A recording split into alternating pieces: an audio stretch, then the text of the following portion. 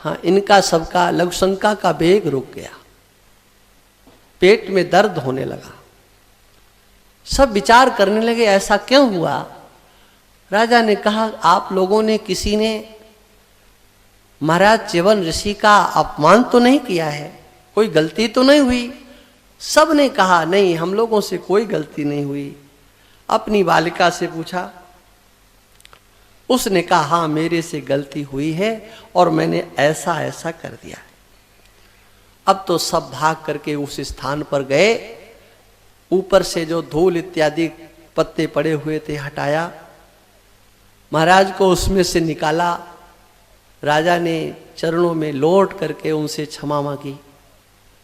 ऋषि ने कहा कि मैं तो कुछ कह ही नहीं रहा हूं, आप क्षमा क्यों मांग रहे, मेरा अपना प्रारब्ध था, जो होना था हो गया, आप जाइए। ऋषि को कोई क्षोभ नहीं हुआ।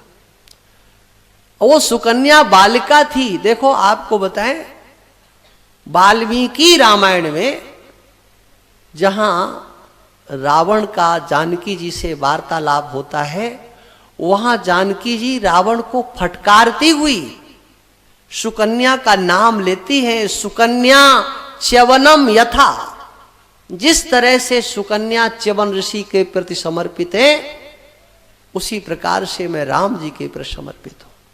हाँ, ये भगवान श्री राम से पहले की कथा है। सुकन्या का यश तीनों लोकों में फैला हुआ था। हाँ, एक कन्या थी, इसकी बुद्धि बहुत प्रखर थी। इसने अपने पिता से कहा, पिताजी एक न एक दिन आपको मेरा संस्कार करना पड़ेगा, पाणी ग्रहण किसी न किसी के साथ करना पड़ेगा। यदि ऋषि मुझे स्वीकार कर ले तो मैं इनकी सेवा करना चाहती हूं।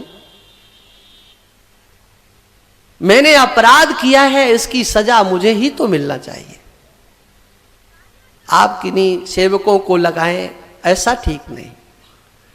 आप एक बार ऋषि से आज्ञा ले लो और मेरा विवाह इन ऋषि के साथ कर दो। महाराज सरयाती ने निवेदन किया, मेरी कन्या को आप स्वीकार करें। सरयाती के आग्रह पर महाराज ने उस कन्या को स्वीकार किया। ब्राह्म विधि से उनका विवाह हुआ। महाराज वहां से विदा लेकर के चले गए। एक दिन अश्विनी कुमार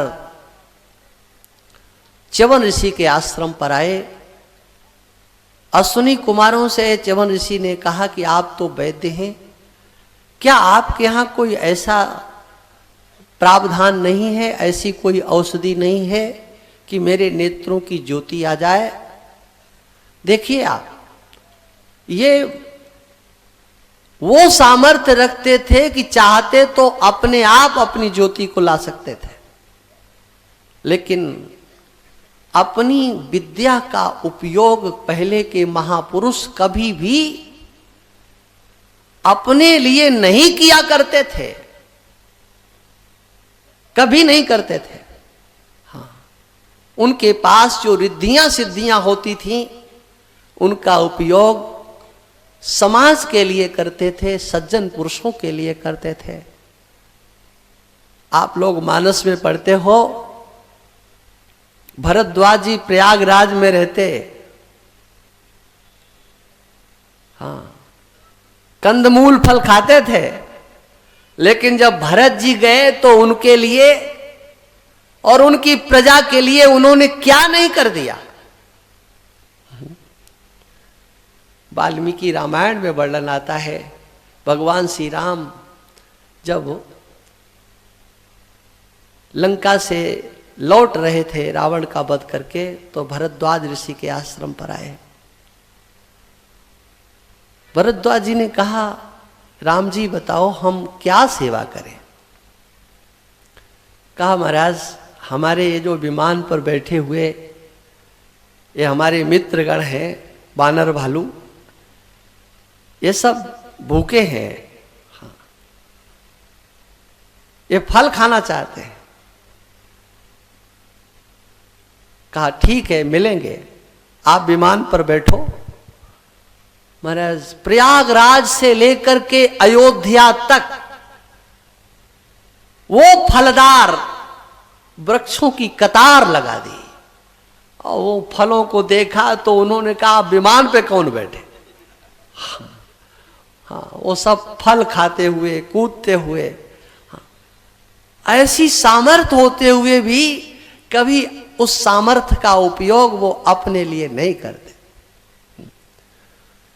अश्विनी कुमारों ने ये कथाएं बीच बीच में कुछ शंकाएं उत्पन्न करती, इसलिए मुझे अन्य कथाओं का उस उदाहरण देकर के उनका समाधान करना पड़ता। अश्विनी कुमारों ने कहा हमारे पास तो दिव्य औषधियां हैं, आपकी नेत्र की यो ज्योति भी आ जाएगी और आपका शरीर भी दिव्य हो जाएगा। महाराज कीजिए ऐसा। अब उन्होंने एक कुंड बनाया, उसमें अनेक प्रकार की औषधियां डाली, और फिर दोनों अश्विनी कुमारों ने च्यवन ऋषि का हाथ पकड़ा और उसमें प्रवेश कर गए। और थोड़ी देर के बाद तीनों के तीनों एक स्वरूप से आकर के सुकन्या के सामने खड़े हो गए।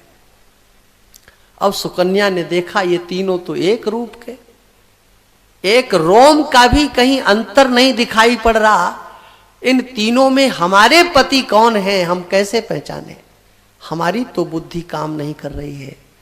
दो देवता हैं और एक हमारे पति हैं, अब क्या किया जाए? तुरंत उन्होंने अश्विनी कुमारों की स्तुति की। भगवान, हम मानवी देवी हैं, हमारे लिए पति ही परमेश्वर है, इसके सिवा और कोई परमेश्वर है हम नहीं जानते हैं। आप देवता हैं, आप देवों का ये कर्तव्य है मेरे पातिव्रत धर्म की रक्षा हो। मैं किसी पर पुरुष का कहीं स्वप्न में भी स्पर्श या दर्शन नहीं करना चाहती। आप मुझे मेरे पति दीजिए। अश्विनी कुमार उस देवी की हृदय की वो करुणा भरी आवाज को सुनकर के द्रवित हो गए और अलग हट गए। अपने पति के चरणों में प्रणाम किया। अब अश्विनी कुमार जब ये उनको सुंदर बना दिया तो अश्विनी कुमारों ने कहा कि च्यवन ऋषि ने कहा महाराज अब बताओ हम आपकी क्या सेवा करें? कहा आप हमारी सेवा करना चाहते हो तो जरा इंद्र को समझा दीजिए। कहा क्या समझा दे? बोले ये इंद्र हमको यज्ञ में भाग नहीं लेने देता है,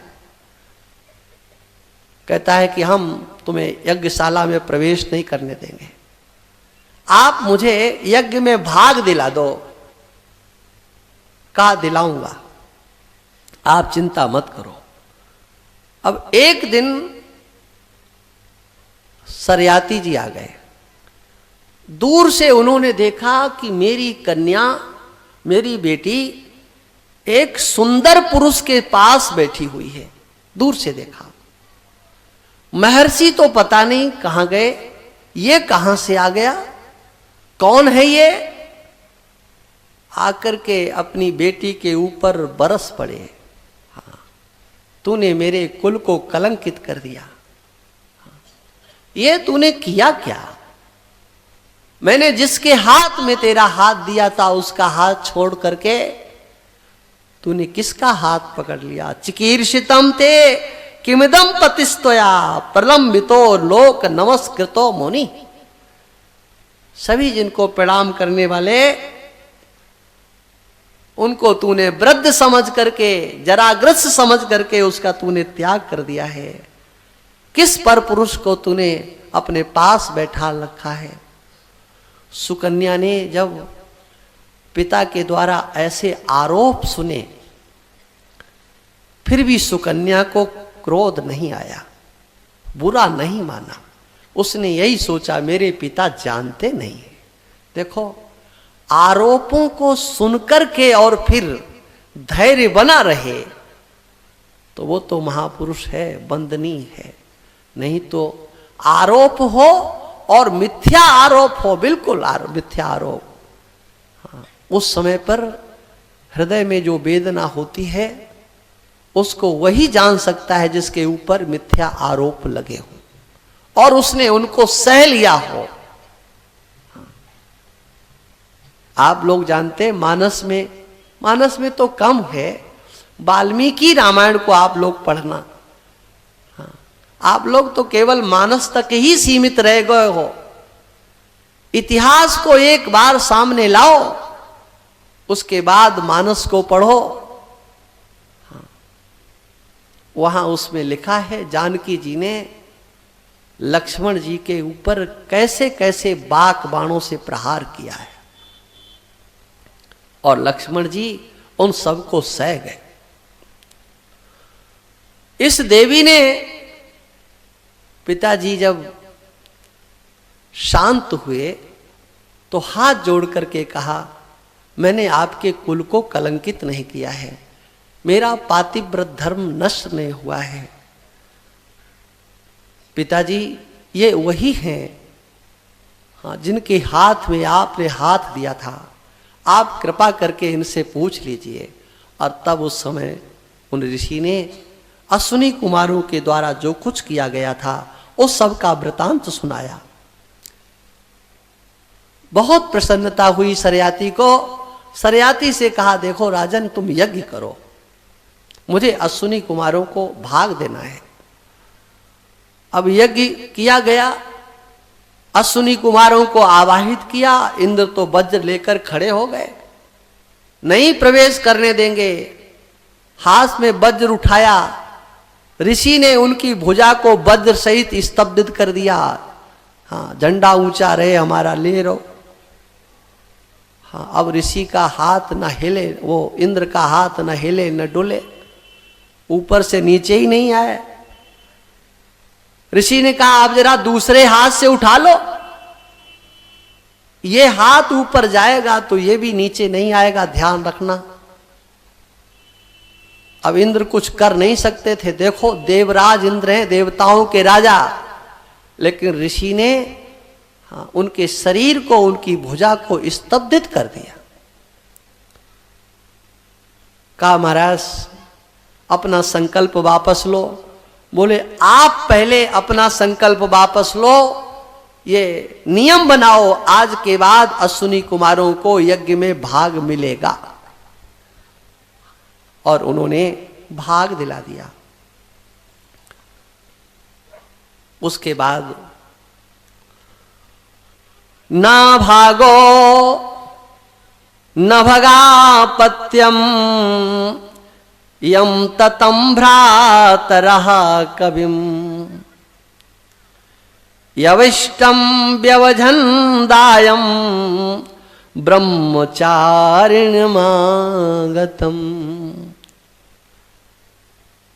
मनु के पुत्र एक नभग थे। उनके कई पुत्र से सबसे छोटे पुत्र थे जिनका नाम था नाभाग। वो गुरुकुल में विद्या अध्ययन करने के लिए गए हुए थे। भाइयों ने विचार किया कि लगता अब तो ये महात्मा बनेंगे। 25 वर्ष हो रहे हैं और ये लौट करके नहीं आए।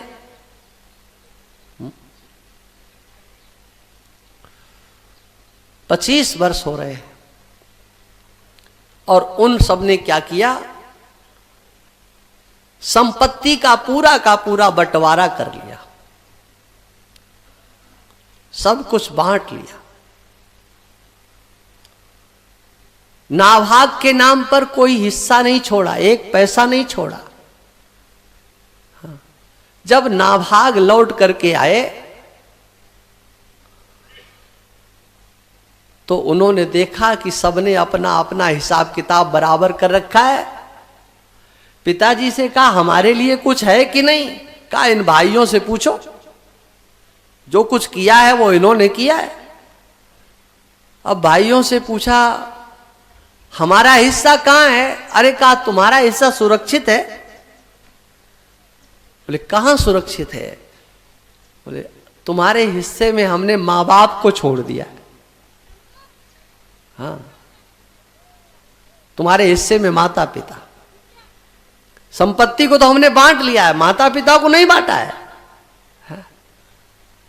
आजकल तो माता पिता भी बट जाते हैं महाराज। हाँ, नाभाग ने अपने पिताजी से कहा कि आप हमारे हिस्से में आए हो। नवग ने कहा बिल्कुल गलत, हाँ, तुम उनसे हिस्सा मांगो, मैं तुम्हारा हिस्सा नहीं हो सकता, हाँ, कभी नहीं बन सकता। अरे माँ बाप भी कोई हिस्से होते हैं क्या? वो भी कोई संपत्ति है क्या कि हाँ एक माँ संपत्ति हो गई, एक चल संपत्ति, एक अचल संपत्ति।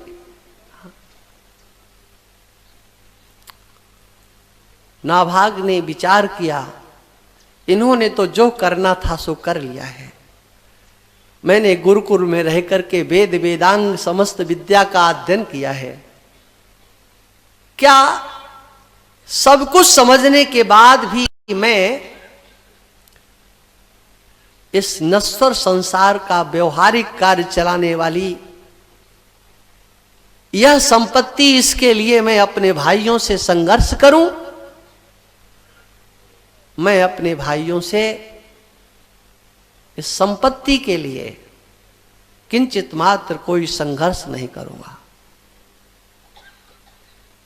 पिता ने देखा ये पुत्र तो बहुत शांत है, संतोषी है, ये अपने भाइयों से कुछ मांग नहीं सकता है। और तब उन्हें एक उपाय सूझा। एक दिन नाभाग को अपने पास बुलाया और कहा, देखो यहां से थोड़ी दूर पर अंग्रेस गोत्रीय ब्राह्मण कुछ यज्ञ अनुष्ठान करते हैं, उनका वो अनुष्ठान पूरा नहीं हो पा रहा है।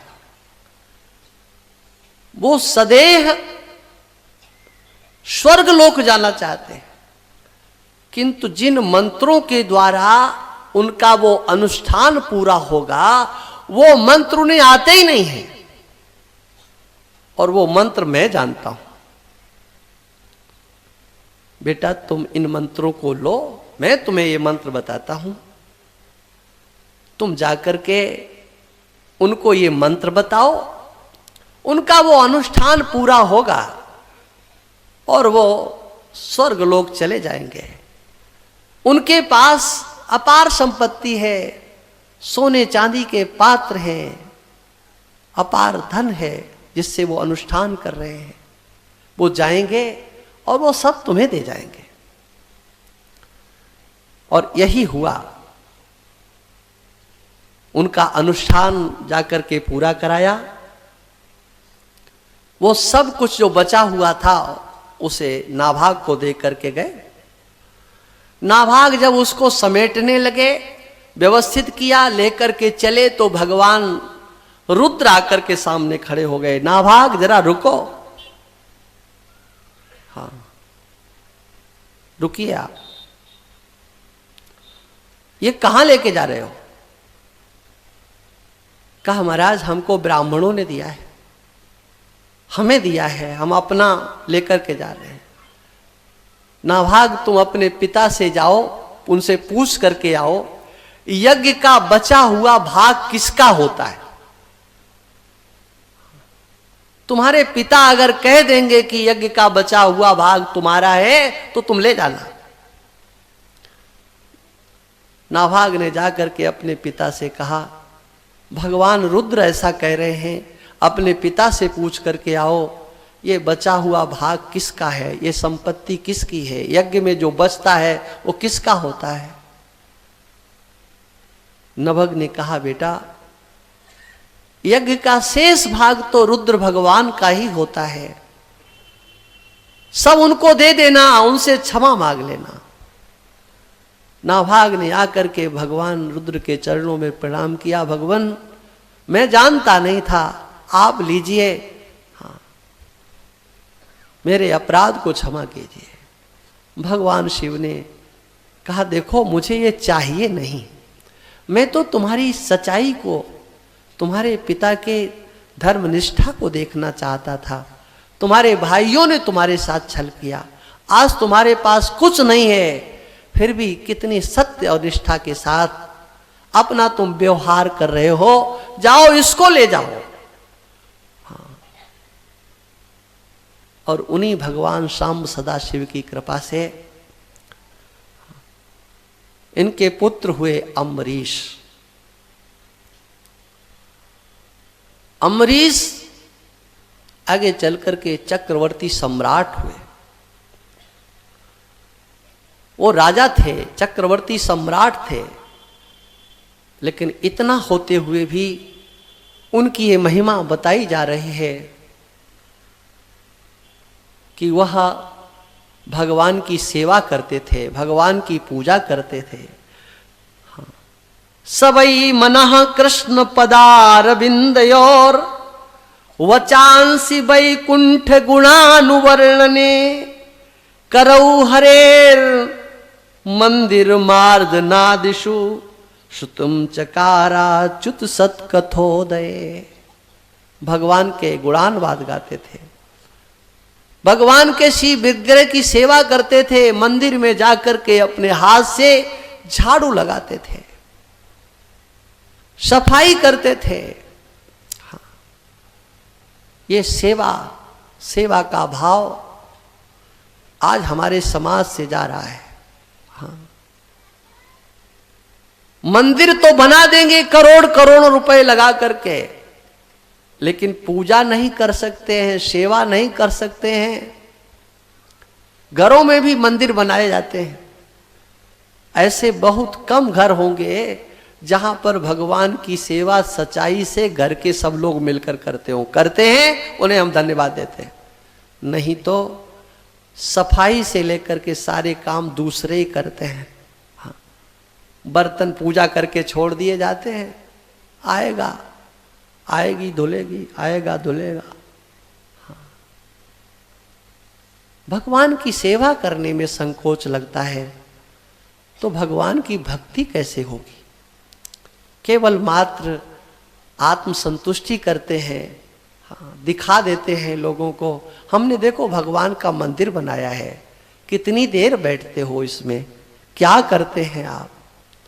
भगवद आराधना उपासना करने वाले के लिए ये कर्तव्य है, वह किसी दूसरे से सेवा न कराए। हाँ। एक बार हम भीलवाड़ा में थे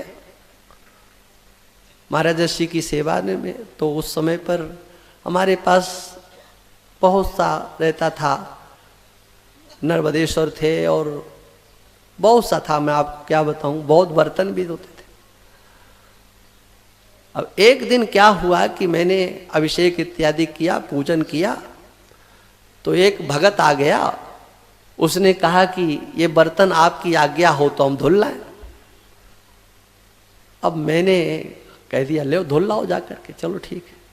अब हमारे महाराजा श्री ने देख लिया कि इसके पूजा के बर्तन, हाँ, ये धो करके ले गया। शाम को कहा महात्मा ये ठाकुर जी, ये नर्मदेश्वर, ये किसी को दे दो। जब तुम अपने भगवान के पूजा के बर्तन स्वयं नहीं धुल सकते हो तो ये सब क्यों करते हो? भगवान की सेवा अपने हाथ से जितनी सेवा की जाती है उसी का महत्व होता है। दूसरे जो कुछ करके देते हैं उसमें तुम्हारी पवित्र बुद्धि नहीं बन पाती है। पवित्र बुद्धि बनाने के लिए भगवत कार्यों को अपने हाथ से जितना किया जा सके उतना अच्छा होता है। एक बार कार्तिक मास की यही जो एकादशी अभी आने वाली है, इसी की कथा है। वृतांते कार्तिके मासी त्रिरात्रम समुपोषितः। एकादशी के व्रत का नाम यहां त्रिरात्र व्रत दिया है। त्रिरात्र, 3 रात्रि व्रत किया जाता है। तो देखो भाई, 3 रात्रि नहीं कर सकते हो तो कम से कम 1 रात्रि तो करना ही चाहिए। हाँ, नहीं तो सुन करके कहें कि अरे महाराज 3 रात्रि नहीं होता है तो 1 रात्रि का भी छोड़ दो। दशमी को रात्रि में भोजन नहीं करना, अन्न नहीं लेना। एकादशी को अन्न बिल्कुल नहीं लेना और द्वादशी को केवल दोपहर में भोजन लेना, रात्रि में अन्न नहीं लेना। ये त्रिरात्रि व्रत कहलाता है। ऐसा जिनके पास सामर्थ्य है करने की, वो त्रिरात्रि व्रत लें। त्रिरात्रि नहीं कर सकते हैं तो 2 रात्रि लें, और 2 रात्रि नहीं तो कम से कम 1 रात्रि का व्रत तो लेना ही चाहिए। हाँ, लेकिन हमारा इसमें कहना स्पष्ट ये है कि आप अपने शरीर को देख लें। देखा देखी या सुनकर के, महिमा सुनकर के बोले हमको तो करना ही है। हाँ, अब आप व्रत करें और रोग की वृद्धि हो जाए तो व्रतों के चक्कर में भी ज्यादा नहीं पड़ना चाहिए। और विशेष करके मैं माताओं से कहूंगा कि व्रतों का चक्कर घर में पाल करके ज्यादा मत रखो, क्योंकि आप तो परेशान रहेंगे, घर वाले भी परेशान रहते हैं। हाँ, इसलिए कम से कम व्रत घर में किए जाएं। माताएं भले ही हमारी बात को मत माने, लेकिन मैं तो सर्वत्र ये कहता हूं कि माताएं व्रत कम से कम करें, उपवास कम से कम करें। हाँ, अब सुनकर के आप लोगों को भले ही अच्छा न लगता हो, लो सब तो कहते व्रत करना चाहिए, सब तो कहते उपवास करना चाहिए। हाँ, व्रत लेना है तो अच्छा व्रत लो, सत्य बोलने का व्रत लेना चाहिए। ये उपवास करने से शरीर में आजकल के खान पान की प्रक्रिया बिगड़ चुकी है। और देखो महंगाई का जमाना है, ये तो आप लोग जानते ही हो। हाँ, अन्नाहार से फलाहार महंगा पड़ता है, तो ये भी थोड़ा आर्थिक दृष्टिकोण से भी थोड़ा विचार कर लेना चाहिए। इसलिए सामान्य भोजन करके भगवान की आराधना उपासना करना चाहिए। ये त्रिरात्रि व्रत करते थे, निराहार रह करके एकादशी का व्रत करते थे। हाँ, जल भी नहीं लेते थे, ऐसा व्रत करते थे। एक बार जब व्रत का पारण करने के लिए जा रहे थे कि उसी समय पर दुर्वासा जी महाराज आ गए। ये दुर्वासा जी का जो चरित्र है, ये जो लीला है, ये भी चिंतनीय है। दुर्वासा जी ने जो कुछ भी यहां पर किया, इसके पीछे एक ही उनका भाव था कि महाराज अम्बरीश का चरित्र तीनों लोकों में गाया जाए। अम्बरीश भगवान के इतने बड़े भक्त हैं, लेकिन इन्हें तो कोई जानता ही नहीं है। आज मैं ऐसी लीला करूंगा जिससे अम्बरीश तीनों लोकों में विख्यात हो जाएं। और ये मात्र लीला थी, आप ध्यान रखना, पूरी लीला है इसमें। जो लोग कहते हैं उनको क्रोध आ गया था, अरे जो दूर्वा का आहार करने वाले, सत्यमयी वृत्ति के आश्रय से रहने वाले, उनके पास क्रोध कैसे क्रोध आ सकता है? क्रोध आता नहीं है। वो भगवान के संकल्प के अनुसार, भक्तों का भाव, भगवान की महिमा, इसकी वृद्धि के लिए इस प्रकार की लीला करते हैं जिससे भगवान और भगवान के भक्तों की जय जयकार हो। ये उनका भाव रहता है। मैंने एक दृष्टिकोण दिया है, आप महाभारत, भागवत, कहीं भी किसी भी पुराण को उठा करके देख लेना, यही दृष्टिकोण आपको नजर आएगा।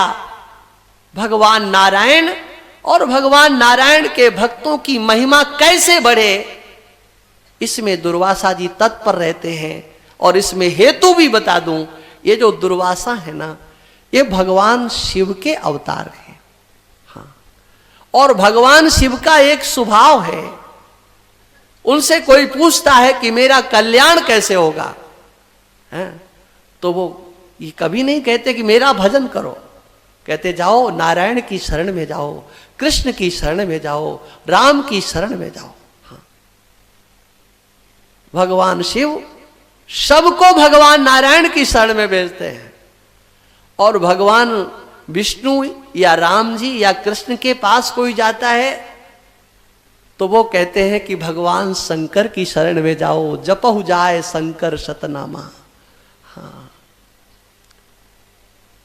कोई किसी से पीछे नहीं रहना चाहता, इसलिए दुर्वासा जी रुद्रावतार के स्वरूप हैं, भगवान शिव के अंश हैं। इसलिए इस दुर्वासा वेश में भी वह लीला करते हैं जिससे भगवान नारायण और नारायण के भक्तों की महिमा तीनों लोक में गाई जाए। दुर्वासा जी आ गए और दुर्वासा जी से उन्होंने कहा, महाराज आइए आप भोजन कीजिए, उसके बाद फिर हम प्रसाद लेंगे। कहा अरे अभी तो मैंने संध्या भी नहीं किया, स्नान भी नहीं किया। अच्छा महाराज तो जल्दी करके आओ, अब इनको तो जल्दी करना ही नहीं था।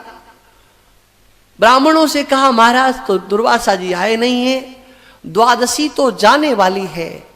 हाँ, भागवत में 2 प्रसंग हैं, 9वें स्कंद में 10वें स्कंद में, जिसमें द्वादशी प्रधान एकादशी का वर्णन है। आपके गुरुजनों ने जैसा बताया हो वैसा आप पालन करना, लेकिन हम तो भागवत के अनुसार बोल रहे हैं। एकादशी का व्रत करने वाला द्वादशी में अन्न ग्रहण जरूर कर ले। हाँ, लेकिन कुछ मान्यताएं ऐसी हैं कि हमें तो एकादशी करना ही नहीं है, हमें तो द्वादशी को ही एकादशी मानेंगे, हमें पारायण की कोई चिंता नहीं है।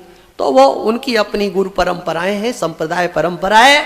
मैं तो भागवत के अनुसार इसका आप लोगों से निवेदन कर रहा हूं। भागवत में 2 कथाएं हैं, 10वें स्कंद में 9वें स्कंद में, एकादशी से संबंधित, और दोनों की दोनों द्वादशी में पारण के लिए हमें इंगित करती हैं।